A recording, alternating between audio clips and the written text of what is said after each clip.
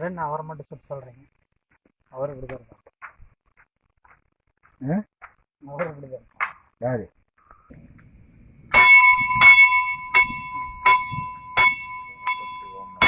நம்ம பார்வதிபதியே தென்னாடுடைய சிவனே ஓட்டி காவாய் கனகத்திரளே ஓற்றி ஓம் பொதிமலை வாசனே